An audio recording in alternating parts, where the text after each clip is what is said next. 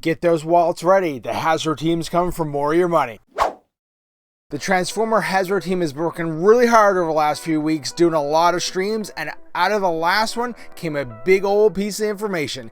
They're looking to announce the next Transformers Haslab at the upcoming February MegaCon. So let's talk potential options for Transformer Haslabs. But first, like always, if you like what we're doing on the channel here, make sure you hit that like button and think about hitting subscribe, as we really do appreciate all the support. So quickly, if we do a little recap of Transformer Haslabs, we obviously had the Unicron that kicked off the series. That buddy was huge. And then we moved on to Victory Saber, his arch enemy Death Source, and the last previous one was Omega Prime. So that's your recap, and you know what? Let's move forward to see what some really big options would be for the next Transformers Haslab. While of course there are a number of potential options for this next Transformer Haslab, there are basically two that stand out. You have one that is the logical option and another one that is kind of one wanted by the community, and we're going to go over both of them right now. Option number one. The easy pick here would be to release Robots in Disguise Megatron. This would fall in line with the previous releases. We saw Victory Saber, then we got his arch enemy Desaurus. The last Haslab was a Mega Prime from Robots in Disguise, and one would easily assume that we could get a Robots in Disguise Megatron to go up against Omega Prime. Maybe scaled up a bit to include some accessories. As long as it's leader size with a few extras, people won't complain too much.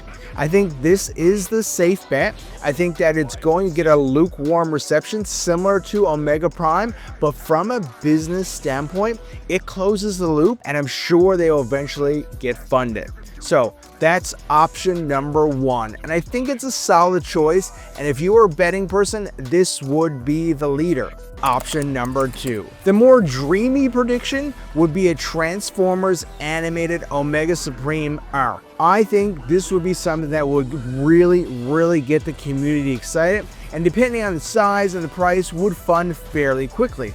However, would they ditch the expected Robot in Disguise Megatron cycle to do this animated Omega Supreme? Maybe they finish RID and the Omega is the next one? I don't know. Also, would it be a new mold or just a repaint of the Titan arc that was previously released? There are a lot of questions here, but there is some real potential. For me, this would be the cooler of the two, but I think this would be more expensive than the Robots in Disguise Megatron release. And in the time of people spending less money on toys, this might be more of a risk to get funded from Hasbro. Option number three. But wait, you said there was only two options. Well, the thing is, information is limited at the moment, so technically we could be completely out in left field with our first two options. The fact is, Transformers does have a lot of lore to pull from, but in my personal opinion, the deeper they go into the lore, the less of the customer base, because a lot of people aren't aware of the deep